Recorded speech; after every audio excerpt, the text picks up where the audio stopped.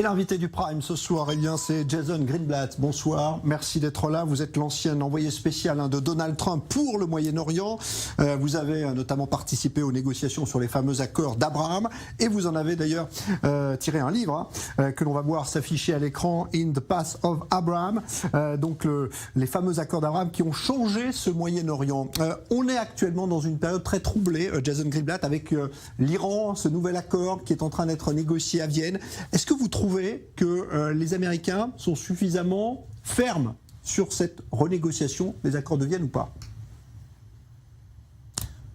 Non, je crois que les Américains sont très faibles. Je pense que leur approche est terrible. Passer du JCPOA et donc en fait un plan commun de non-action. Ils ne négocient même pas avec l'Iran. C'est les Européens qui négocient et ils ne sont pas en même danger que les Américains ou que les alliés israéliens dans la région. Donc c'est très mal géré et nous sommes en train de laisser les choses de côté et ça va nous revenir au visage. Est-ce que vous pensez que la stratégie de l'administration Trump à laquelle vous apparteniez avait été la bonne, c'est-à-dire de se retirer de ces accords, d'appliquer des sanctions très fortes, parce que finalement le régime iranien a résisté à cela?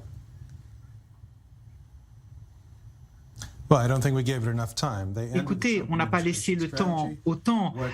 Ça a changé la stratégie. Ce qui s'est passé avant le président Trump, c'était un désastre.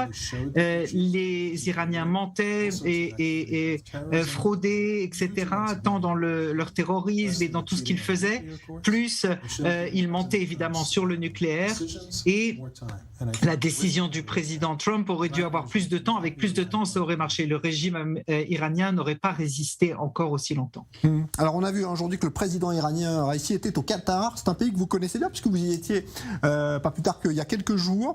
Est-ce que le Qatar joue un rôle un petit peu trouble dans cette région? Parce qu'à la fois il parle évidemment aux Américains, il est un allié, on va dire, des Américains, mais en même temps il est allié aussi avec l'Iran. Enfin en tout cas il est proche de l'Iran. Est-ce que c'est un pays qui pourrait, selon vous, un jour rentrer dans les accords d'Abraham?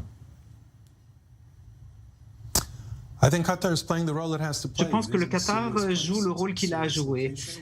Ils sont situés dans un lieu stratégique, ils ont le droit de prendre leurs propres décisions et le font. Ils sont un allié très important des États-Unis.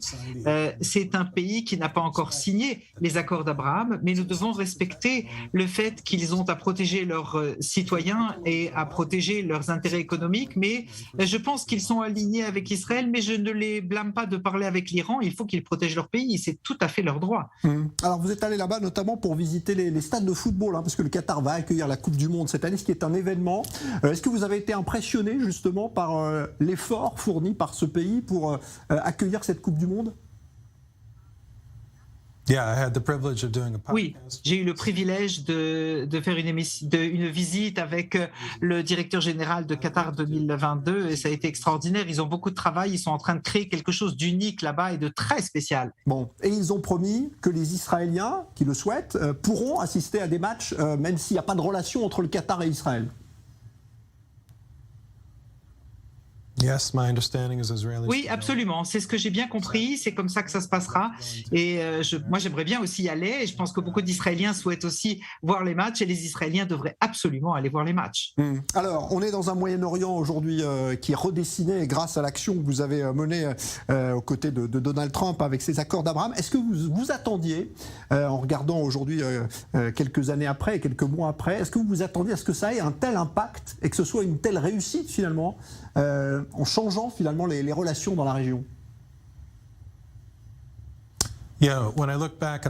Oui, écoutez, quand je regarde en arrière les grands pas qu'on a fait, le fait que les journalistes ont pu couvrir le Bahreïn, la synagogue du Bahreïn, les accords avec les Émirats arabes unis, etc., ça semble énorme, mais en réalité, c'est quelque chose qui est petit à petit, mais c'est une vraie paix, c'est une paix extraordinaire, une paix véritable. Mais s'il y a des problèmes avec l'Iran, eh bien la région va rentrer dans une période difficile. Alors l'Arabie Saoudite, il y a quelques jours, le ministre des Affaires étrangères saoudien a dit si Israël relance les négociations avec les Palestiniens, on sera prêt, nous aussi, à faire un pas dans les accords d'Abraham. c'était quelque chose que vous aviez discuté déjà avec les Saoudiens? Ils ont toujours été sur cette ligne-là?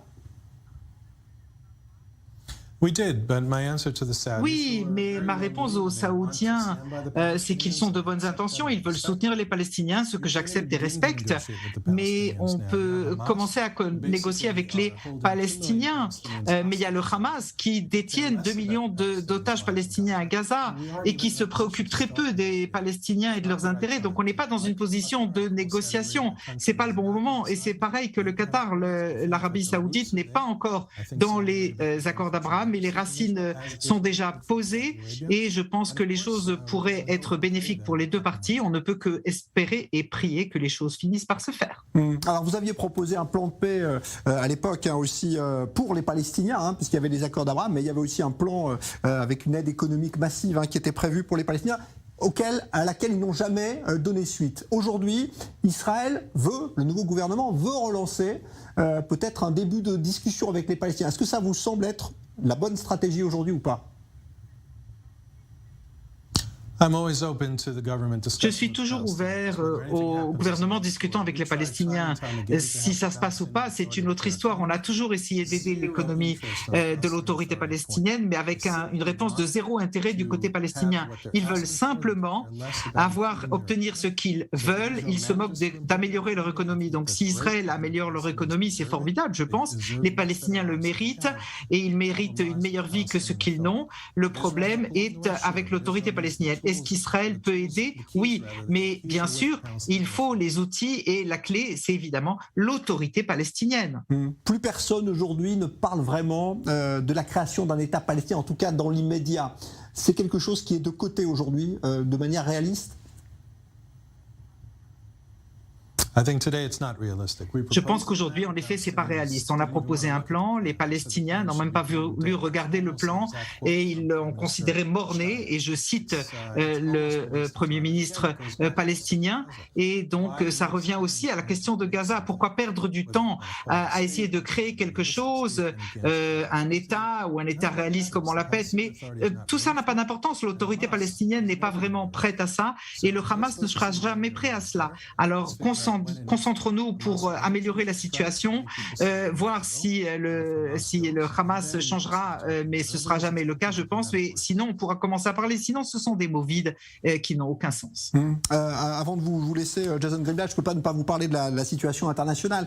Tout à l'heure, Donald Trump a dit si j'étais encore président des États-Unis, jamais Vladimir Poutine ne ferait ce qu'il est en train de faire avec l'Ukraine. Vous pensez que c'est vrai qu'il aurait vraiment pu empêcher Poutine de menacer aujourd'hui l'intégrité de l'Ukraine?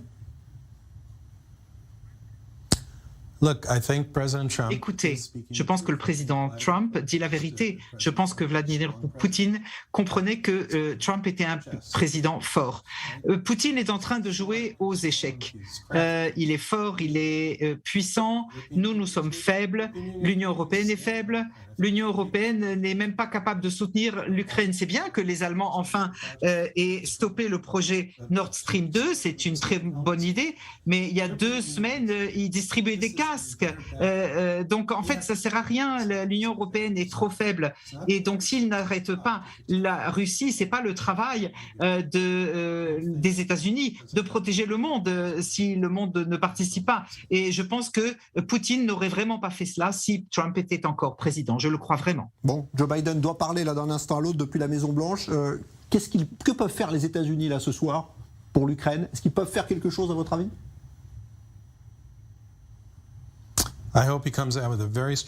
J'espère qu'il aura un message très fort et qu'il posera des sanctions. Les sanctions seront importantes, mais Poutine savait que ça viendrait et les gardes de la révolution, ils savent qu'il y a des sanctions, ils savent à quoi s'attendre, ils ont des renseignements. Donc il faut qu'il y ait des sanctions et des menaces sérieuses, mais les Européens, c'est pas Biden qui est responsable, c'est les Européens qui devraient aussi prendre leurs responsabilités. Ils devraient réfléchir à quoi faire et après demander l'aide des Américains. C'est les Européens qui devraient être leaders de cela et non pas les Américains.